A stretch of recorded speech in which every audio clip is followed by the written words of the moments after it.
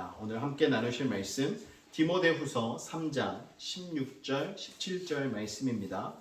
디모데후서 3장 16절 17절 말씀 우리가 함께 일어서서 합독하도록 하겠습니다. 함께 있습니다. 모든 성경은 하나님의 감동으로 된 것으로 교훈과 책망과 바르게 함과 의로 교육하기에 유익하니 이는 하나님의 사람으로 온전하게 하며 모든 선한 일을 행할 능력을 갖추게 하려 함이라. 아멘. 자리에 앉아주시기 바랍니다. 네, 오늘 이 앞에 꽃이 놓여지니까 분위기가 너무 다르죠? 네, 화사한 느낌이 있고 정말 마음속에 기쁨과 평안을 주는 것 같습니다. 자, 오늘 읽으신 이 말씀을 통해서 말씀으로 자신을 드러내시는 하나님이라는 제목으로 말씀을 드리려고 합니다. 저희가 이렇게 신앙생활하면서 하나님의 은혜를 느낄 때 뭐라고 말씀하십니까? 하나님이 나와 함께 하신다. 이렇게 많이들 말씀하십니다. 하나님의 은혜를 느끼고 인도하심이 느껴질 때는 하나님이 나와 함께 하신다라고 말씀을 하시는데 또 어떤 상황이 돼서 힘들고 어렵고 정말 견디기 힘든 상황 속에 딱 처했을 때 뭐라고 말씀하시죠? 하나님이 나를 떠나셨나? 하나님이 나를 버리셨나? 하나님이 나와 함께 하지 않나? 이런 생각들을 저희들이 가질 때가 있습니다. 그런데 여러분 이거 아십니까? 하나님은 언제나 우리와 함께 하십니다. 하나님은 결코 저희들을 떠나신 적이 없고요. 언제나 우리와 함께 하신다는 것을 여러분 기억하시기 바랍니다. 세상은 점점 복잡해지고 있고 옳고 그름이 흐려지고 있고 어디로 가야 할지 모르는 순간들이 저희들에게 참 많이 일어나고 있습니다. 이런 상황 속에서 저희들에게 필요한 것은 사람들의 위로나 덕담이 아니라 하나님이 주시는 분명한 말씀입니다. 그래서 저희들에게 하나님의 말씀이 참 중요하고 하나님의 말씀 안에 거하는 삶을 살아가는 성도의 삶이야말로 오늘 이 시대를 살아가는 성도의 모범이라고 말할 수 있을 것입니다. 오늘 읽은 본문 말씀의 내용을 이미 함께 읽으셔서 내용을 보셔서 아시겠지만 하나님의 말씀에 관한 이야기입니다. 시작이 뭐라고 되어 있습니까? 모든 성경은 이라고 이야기하고 있죠.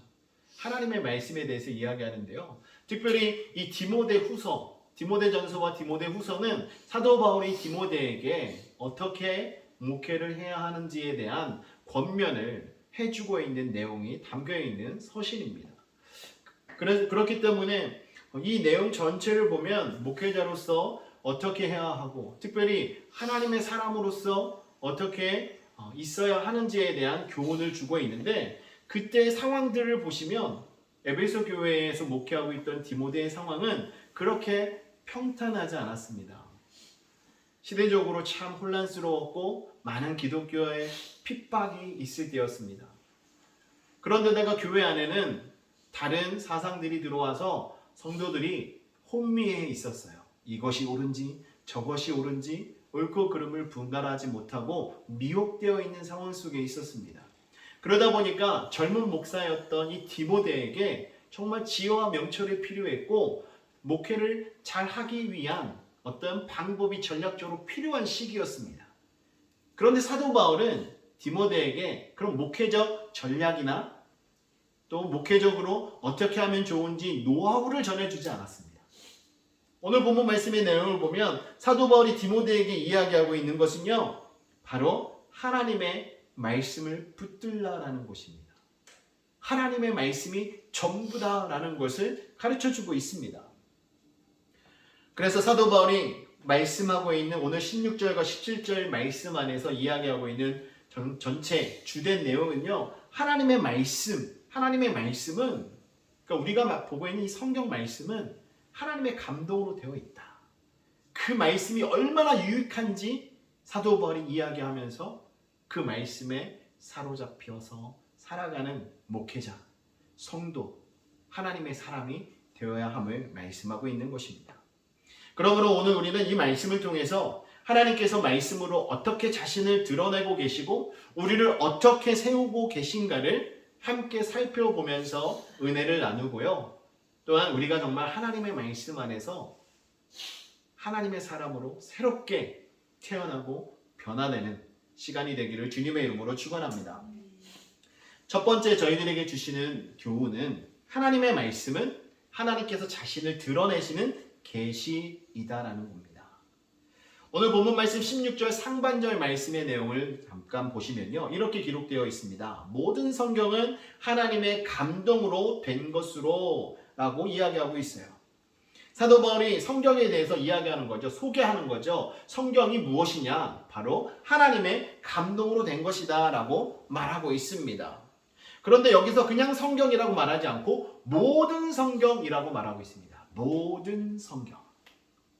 여기서 말하는 이 성경은요, 특정한 서신만을, 특정한 책만을 이야기하는 것이 아닙니다.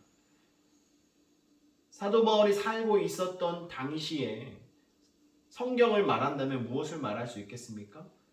유대인들이 쉽게 생각할 수 있었던 성경은요, 구약 성경이에요. 두루마리로 전달된 구약 성경. 근데 사도 바울이 의도하고 있는, 말하고 있는 이 성경은 그 구약 성경뿐만 아니라 그 이후에 사도들이 기록한, 성령의 감동에 의해서 기록한 서신들도 다 포함해서 바로 하나님의 말씀이라는 것을 사도 바울이 선언하고 있는 거예요. 그래서 모든 성경이라고 말하고 있는 것입니다. 근데 이 성경은 바로 계시, 하나님의 계시. 이 성경은 하나님이 사람들에게 주신 것입니다. 인간이 하나님을 찾아 하나님을 발견하고자 해서 찾아낸 것을 기록한 것이 아니에요. 철학적 사고를 하는 분들은 무엇을 합니까? 신을 찾기 위해 생각합니다. 그래서 내가 경험한 경험 속에서 내 삶 주변에서 일어나고 있는 일들을 통해서 하나님을 찾으려고 합니다. 이거는 철학적 사유예요. 철학적 사고를 통해 발견하고자 하는 행동. 하지만 성경은 그거와 다릅니다. 많은 신학자들이 이야기하고 있는 하나님, 희망신학을 이야기했던 그 몰트만이 이야기했던 그 신학은요, 어려움 속에서 희망을 주시는 분이 하나님이다. 자신의 경험을 토대로 하나님을 찾아서 이야기한 거예요. 하지만 성경은 그렇지 않습니다. 성경은 하나님께서 직접 계시를 통하여 주셔서 주신 거예요. 이 말은 하나님이 직접 자신을 가르쳐 주신 것이 성경이라는 것이죠. 그래서 우리는요, 사실 이 성경 말씀을 읽으면 하나님을 우리는 자연스럽게 배우게 됩니다. 하나님을 발견하게 됩니다. 하나님이 그렇게 드러내 주셨기 때문에 그래요. 그래서 이것을 신학적으로 계시라고 말합니다. 그래서 계시에는 일반 계시와 특별 계시가 있어요. 일반 계시는 이 자연에서 일어나고 있는 일들, 환경들, 이것을 통해서 주시는 하나님의 말씀을 이야기하고요. 특별 계시는 바로 기록된 하나님의 말씀을 말하고 있는 것입니다. 그래서 이 성경, 사도 바울이 오늘 말하고 있는 모든 성경, 이것이 바로 특별 계시라는 거죠. 하나님이 특별히 사람들을 감동시켜 주셔서 글을 써서 하나님의 말씀을 적게 한 거예요. 그래서 이 특별 계시, 하나님의 말씀을 통해서 우리는 하나님이 누구이신지를 알 수 있고, 또 인간이 누구인지도 알 수 있고, 또 죄가 무엇인지도 알 수 있고, 구원이 무엇인가에 대해서도 성경을 통해서 알 수 있습니다. 사도 바울이 이야기하죠. 모든 성경은 하나님의 감동으로 되었다. 하나님의 감동으로.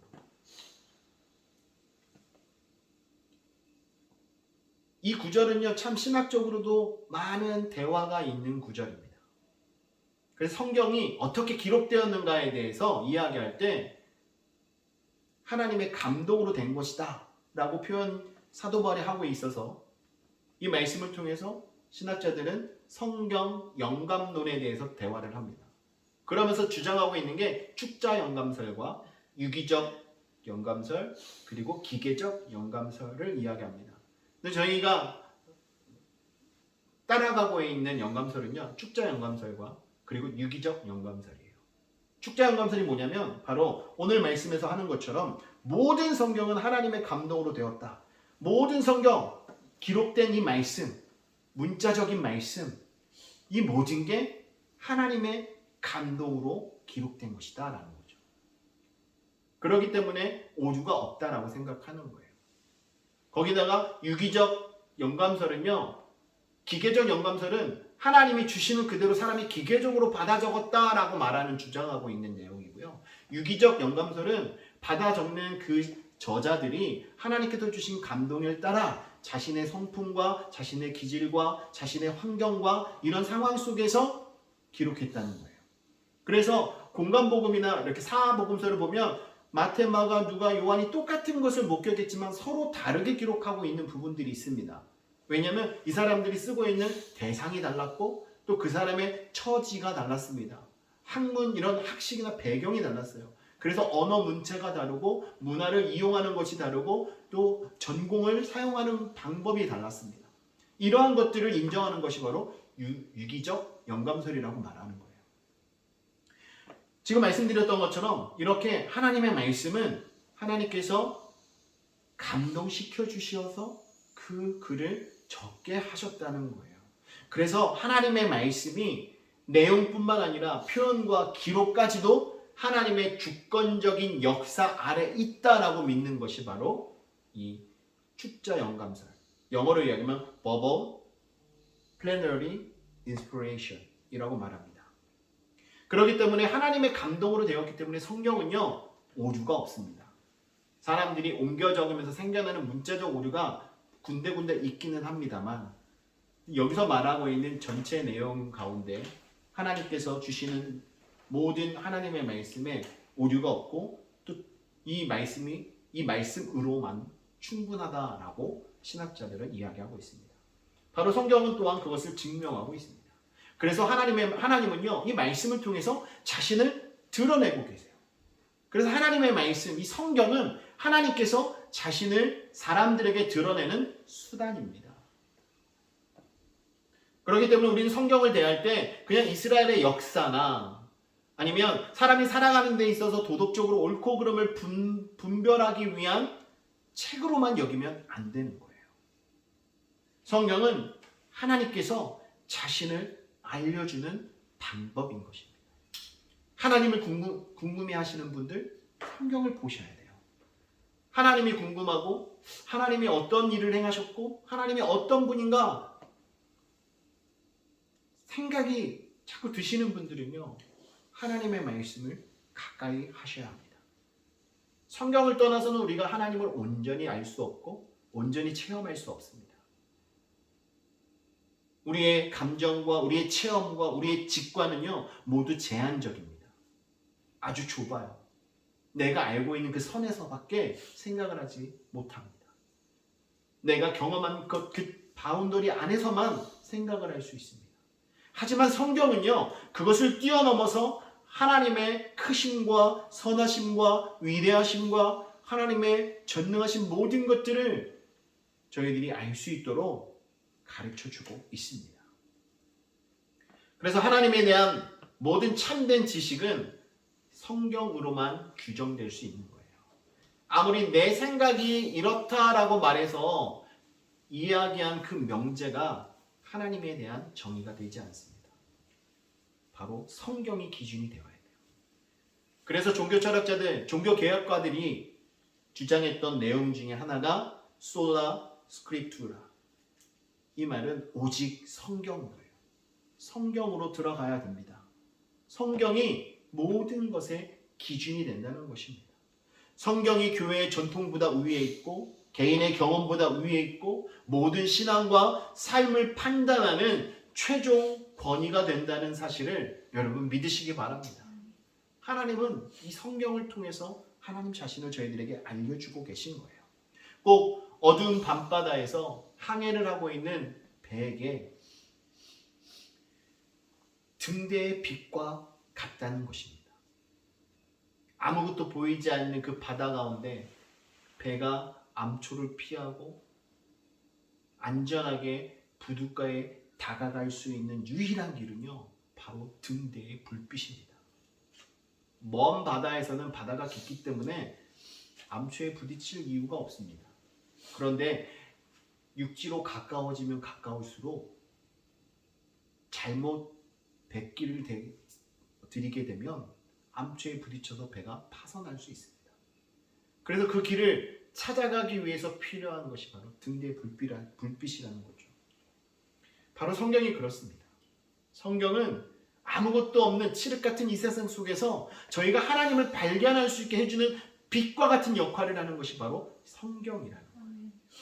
그래서 우리는 하나님의 말씀을 읽고 하나님 말씀으로 말미암아 하나님을 발견하는 성도가 되어야 하는 것입니다.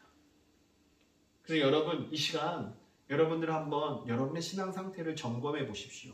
과연 나는 하나님을 내 생각으로만 이해하고 있는가? 아니면 하나님이 말씀을 통해서 보여주신 그대로 하나님을 알고 있는가? 생각해 보십시오. 어떤 분들은 그냥 내가 알고 있는, 내가 지식적으로 그냥 사람들이 이야기했던 대로, 내가 삶 속에서 경험했던 대로 그대로만 하나님을 알고 그것이 전부인 것처럼 살아가는 분들도 있습니다. 물론 맞는 부분도 있겠지만 때로는 우리가 잘못 그 하나님을 알고 인식하고 살아갈 때가 있어요.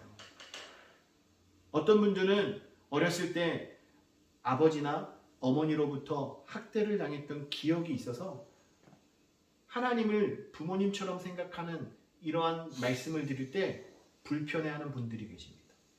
아버지한테 학대당했던 분들에게 하나님 아버지 하니까 아버지에 대한 거부감이 있는 거예요. 그런데 우리 하나님 아버지는 그분이 생각하는, 그분이 경험했던 아버지와 전혀 다른 분이라는 거죠. 그 하나님을 바르게 알기 위해서 필요한 것이 바로 하나님의 말씀입니다. 성경 말씀을 통해서 우리 하나님을 깊이 알 때 비로소 그 하나님을 아버지라고 부를 때 깊은 감동과 감격이 일어나게 되는 거예요. 사랑하는 성도 여러분, 우리 하나님은 지금도 우리와 멀리 계시는 분이 아닙니다. 여전히 하나님이 이 말씀 속에 거하시면서 저희들에게 자신을 드러내 보이고 계시다는 사실을 믿으시기 바랍니다. 그래서 이 말씀이 우리를 하나님께로 이끌어 주시고 진리 안에 거하게 하시고 우리의 삶이 진리 가운데서 새롭게 변화되고 빚어가고 계심을 믿고 살아가는 저와 여러분 되기를 주님의 이름으로 축원합니다. 두 번째로 하나님의 말씀은 우리를 새롭게 빚으시는 능력입니다. 믿으십니까? 하나님의 말씀은 저희들을 새롭게 하시는 능력이 됩니다. 16절 하반절 말씀에 이렇게 말합니다. 교훈과 책망과 바르게 함과 의로 교육하기에 유익하니 라고 말하고 있습니다. 여기에 보면 성경이 이제는 하나님을 알려주는 것을 이제 넘어서 우리를 변화시키는 능력의 통로가 됨을 말씀하고 있습니다. 교훈하고 책망하고 바르게 하고 의로 교육한다는 것, 이것은요 무언가를 만들기 위한 과정에 있다라는 것입니다. 근데 이 과정을 거치는데 그 힘을 주는 게 바로 하나님의 말씀이라는 것이죠. 여기서 우리가 생각해 볼 중요한 신학적 개념 하나가 있습니다. 그것이 바로 뭐냐면 성화입니다. 우리가 신앙생활 하면서 궁극적으로 우리가 가지고 있는 신앙의 목표는 무엇입니까? 구원을 받는 거잖아요. 구원 얻는 거예요. 근데 구원 얻은 자로서 우리가 살아가는 이 땅에서의 삶을 뭐라고 이야기하냐면 성화의 삶이라고 이야기합니다. 성화라는 것은 우리가 예수님을 닮아가는 거예요. 예수를 믿고 나서 우리가 하나님의 말씀을 듣고 나서 하나님의 말씀을 그냥 알고만 지나가는 것이 아니라 하나님의 말씀을 배우고 알게 되면 그 말씀으로 살아가야 됨을 우리는 말하고 있습니다. 근데 하나님의 말씀대로 살아가는 것, 그것이 바로 예수님을 닮아가는 성화의 삶이라는 거예요. 이렇게 예수님을 점점 닮아가는 삶을 살아갈 수 있도록 옆에서 우리에게 힘을 주는 것이 하나님의 말씀이다라고 오늘 본문은 가르쳐주고 있는 것입니다. 사도 바울이 우리를 성화의 삶으로 살아가도록 우리를 도와주는 그 도구가 바로 하나님의 말씀이다라고 말하고 있는데요. 그 이유가 바로 이렇습니다. 첫 번째는 교훈. 이것은 말씀은 진리를 가르치는 기준이기 때문에 그렇습니다. 말씀은 진리를 가르치는 교훈입니다. 기준입니다.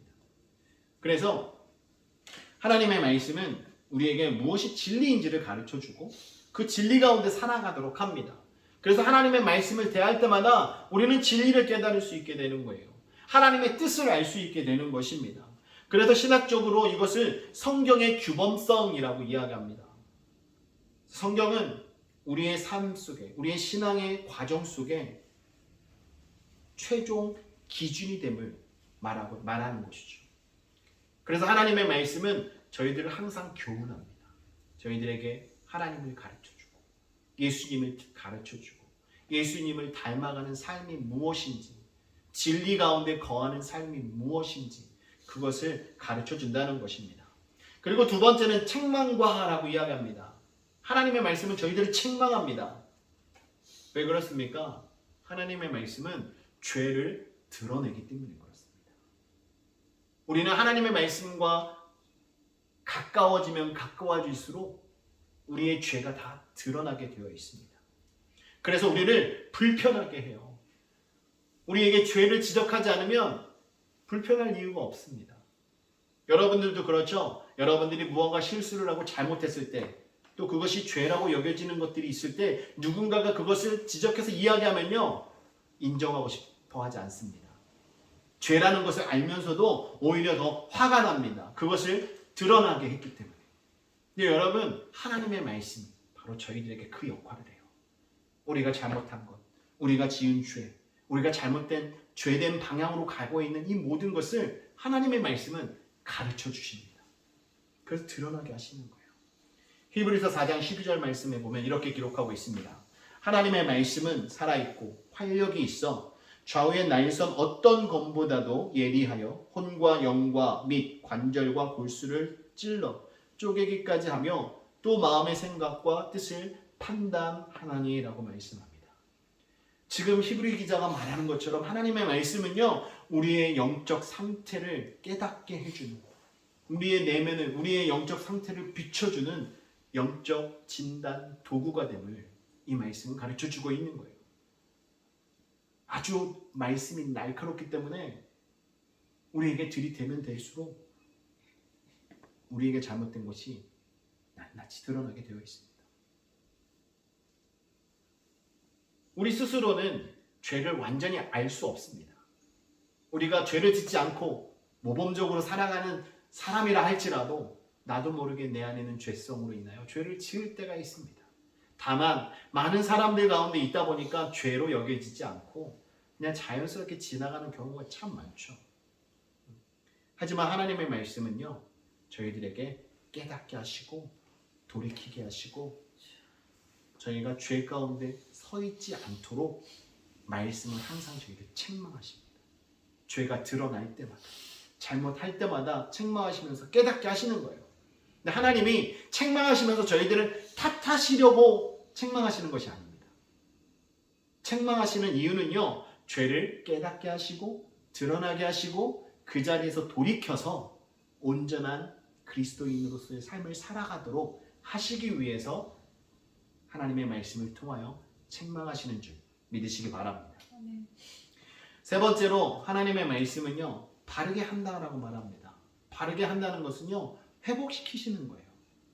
조금 전에 말씀드렸던 것처럼 말씀을 통해서 죄가 드러났습니다. 죄가 드러난 상태로 그냥 두시는 분이 아니에요. 하나님은 그 안에서 저희들을 새롭게 하시고 바르게 하십니다. 무엇이 옳은 것인지, 무엇이 하나님의 말씀 가운데 있는 것인지 깨닫게 해주시고 그 말씀 가운데 살아갈 수 있도록 인도하시는 하나님의 은혜가 바로 여기에 있습니다.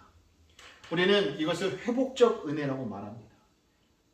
하나님께서 저희들을 바르게 하심으로 새롭게 하셔서 죄로 꺾였던 우리의 삶이 다시 세워지고 방향을 오르게 설정해서 하나님께서 기뻐하시는 그 삶을 살아가도록 하나님의 말씀은 저희들을 인도하신다는 거예요. 그래서 하나님의 말씀은 우리를 다시 살리는 하나님의 능력임을 믿으시기 바랍니다. 하나님의 말씀을 가까이 하시면 여러분 다시 살아납니다. 여러분들이 더욱더 바르게 됩니다. 여러분 하나님의 능력 가운데 여러분의 인생의 그 여정이 옳은 길로 걸어가도록 하나님께서 인도하심을 믿고 살아가기 바랍니다. 그리고 네 번째로 하나님의 말씀은 의로 교육하기 유익하다라고 말하고 있습니다. 이 말씀은 바로 거룩한 삶으로 훈련한다는 거예요. 여기서 말하는 교육, 이 교육은요, 그냥 이례적인 교육을 말하는 것이 아닙니다. 어떤 세미나가 있어서 오늘 어떤 타이틀로 세미나 합니다. 한번 참석했다고 해서 모든 것이 끝나는 것이 아닙니다. 어떤 자격증을 줄 땐 대부분 그러죠. 어떤 과정을 거치면 수료증을 줍니다. 그래서 그 과정을 더 이상 하지 않아도 되는 것처럼 말을 하죠. 그런데 여기서 말하는 교육은요, 지속적인 훈련과 형성을 말하고 있는 거예요. Formation. 여러분 안에 그리스도인으로서 하나님의 사람으로서 여러분의 인성이 갖춰지고 여러분의 삶이 하나님의 말씀으로 변화되도록 하나님의 말씀은 날마다 여러분을 교육하신다는 거예요. 우리가 예수를 만나서 구원받았다고 우리가 확신하는 그 순간 그것으로 끝나는 것이 아닙니다. 구원받은 자로서의 삶을 우리가 걸어가도록 하나님의 말씀을 붙들어 주시고 점점 더 성숙한 그리스도인이 되어 신앙생활하고 하나님을 예배하도록 하나님의 말씀은 늘 저희들을 교육하고 훈련하시고 인도하신다는 것입니다. 이것이 바로 성화의 본질이에요. 성도는 말씀을 통해서 형성되는 존재입니다. 하나님의 말씀으로 채워져야 돼요. 그래야 우리가 더욱더 어제보다 오늘 더욱 성숙한 그리스도인이 되어서 담대하게 이 땅 가운데서 살아갈 수 있게 되는 것입니다. 여러분, 토기장이 아시죠? 토기장이가 진흙을 빚을 때 처음에는 형태가 없습니다. 그냥 둥그스름한 흙덩이 하나를 놓고 물레를 돌리죠. 그러면서 손으로 만져서 형태를 만들고 물을 묻혀서 부드럽게 하고 이런 과정들을 거친 이후에 보면 다양한 모습이 만들어집니다. 근데 여러분, 그 과정이 항상 쉽겠습니까? 쉽지 않아요. 번거롭습니다. 귀찮습니다. 때로는 하나의 공정을 넘어가고도 싶어요. 처음부터 어떤 틀이 탁 만들어져 있어서 그 틀 안에 놓고 그냥 탁 찍어내고 싶은 마음도 생깁니다. 그런데 자신이 계획하고 만들고자 하는 그 모양이 나올 때까지 수고하면서 끝까지 최선을 다하는 그 토기장이와 같이 하나님은요, 저희들에게 하나님의 사람으로 온전히 빚어지도록 끝까지 수고하고 끝까지 저희들을 가르쳐 주시면서 인도하신다는 겁니다. 그 역할을 하나님의 말씀이 하는 거예요. 그러므로 사랑하는 성도 여러분, 저와 여러분이 하나님의 말씀을 대하는 태도가 너무나 중요합니다. 하나님의 말씀을 여러분들이 대할 때 그냥 은혜 받고 감동받기 위한 도구로만 생각하면요, 하나님의 말씀을 잘 모르시는 거예요. 하나님의 말씀 앞에 우리가 설 때 우리는 반응해야 합니다. 그래야 우리가 변화되는 거예요. 하나님의 말씀을 통해서 주님, 제가 틀렸습니다. 주님, 저를 고쳐주시기 원합니다. 저를 다시 세워주시기를 원합니다. 이러한 고백이 터져 나올 때 하나님의 말씀을 대할 때마다 그냥 하나님에 대한 정보를 아는 시간, 하나님에 대한 지식을 늘 넓히는 시간이 아니라 하나님을 인격적으로 만나는 시간이 되고 하나님의 말씀으로 인해서 내 삶이 변하고 내 모습이 변하고 정말 내가 살아가는 삶 속에 하나님께서 주시는 그 은혜로 말미암아 감사하며 살아가는 성도가 되는 줄 믿으시기 바랍니다. 하나님은 지금도 말씀을 통해서 우리를 가르치고 계시고 책망하고 계시고 회복시켜 주시고 거룩한 사람으로 빚어가고 계심을 믿으시기를 주님의 이름으로 축원합니다. 이러한 과정 속에 있는 저희들은 성화의 길을 걸어가며 정말 예수님을 닮은 성도가 되기를 원합니다.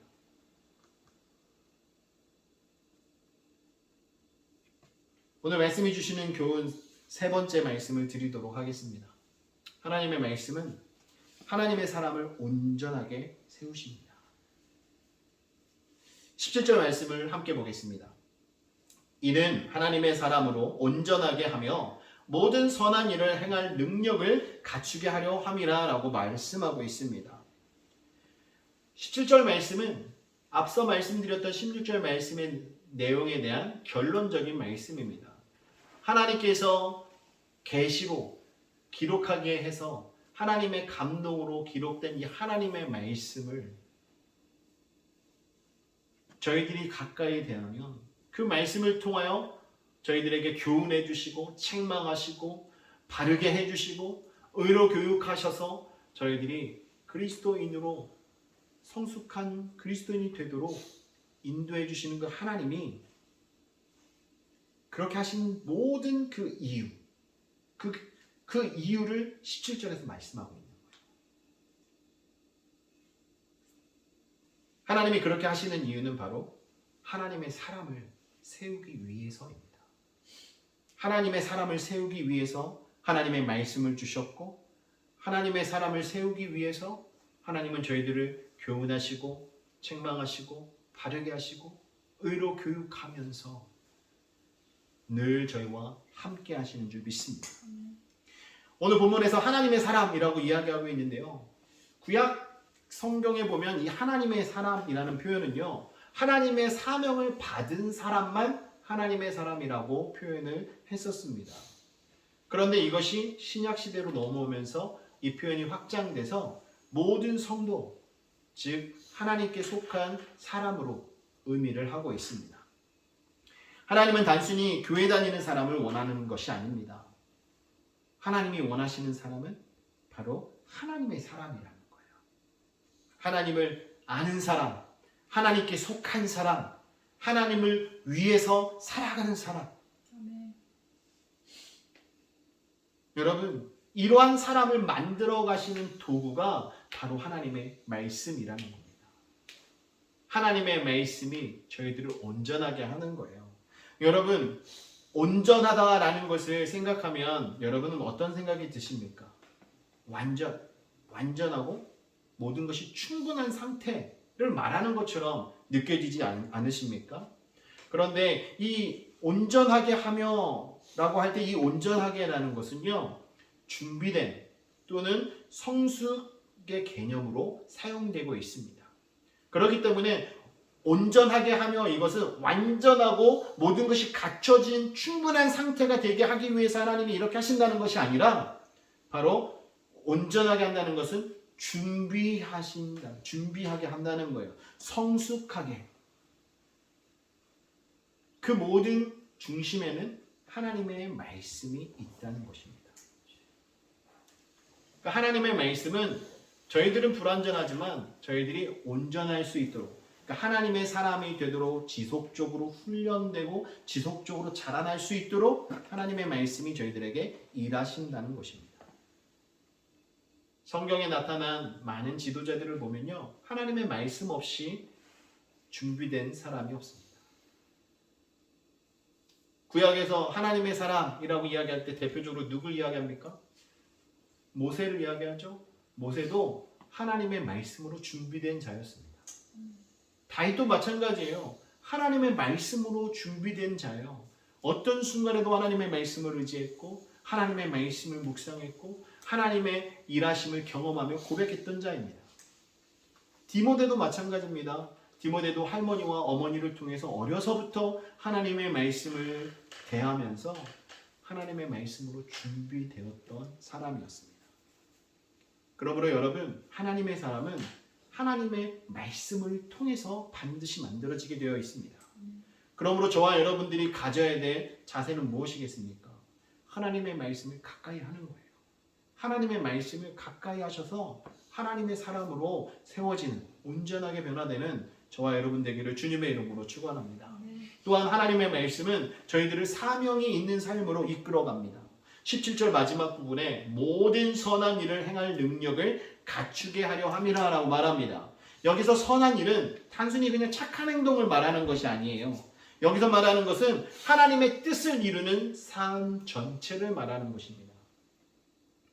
하나님의 말씀은 우리를 단순히 변화시키는 데서 끝나지 않고 하나님이 말씀하신 그 사명을 가지고 나아갈 수 있도록 이끄신다는 거예요. 그래서 우리가 아는 것에서 끝나면 안 됩니다. 우리의 신앙생활, 우리의 신앙의 모습은 아는 것에서 끝나는 것이 아니라 반드시 사는 것으로 이어져야 돼요. 살아내야 합니다. 하나님께서 주시는 은혜의 말씀을 붙잡고 우리는 살아내야 하는 것입니다. 그래야 그 말씀을 통해서 우리가 더욱 하나님을 예배하고 하나님의 말씀을 통해서 우리가 더욱 섬기는 데 힘쓰고 우리의 삶이 하나님께 드려지는 삶이 되도록 이끌어갈 수 있게 되는 것입니다. 한 사람이 아주 좋은 도구를 많이 가지고 있었습니다. 그래서 그 연장들을 창고에 아주 예쁘게 진열을 해놓고 걸어놓고 볼 때마다 너무나 기분이 좋았어요. 여러분 생각해 보십시오. 연장이 있으면 어떤 일을 할 때 참 편리하고 좋지 않습니까? 그런데 이 분은요, 그 연장을 벽에 걸어놓고 쓰지를 않는 거예요. 그냥 가지고만 있어요. 소유만 하고 있습니다. 그러면 어떻게 될까요? 그 연장은 기능을 발휘하지 못합니다. 내가 아무리 많은 도구들이 있어도 내가 그것을 가지고 사용하지 않으면 그냥 하나의 장식품일 뿐입니다. 우리의 신앙생활도 마찬가지입니다. 하나님의 말씀을 여러분들이 듣고 깨닫게 되면, 여러분들이 그것을 지식으로만 가지고 있게 되면요, 그냥 벽에 걸려있는 연장과 같습니다. 근데 그 말씀을 가지고 여러분의 삶 속에 가지고 들어가서 그 말씀대로 살려고 발버둥치면 그 말씀이 여러분 삶 속에 힘이 되고 능력이 되는 거예요. 활력이 되는 것입니다.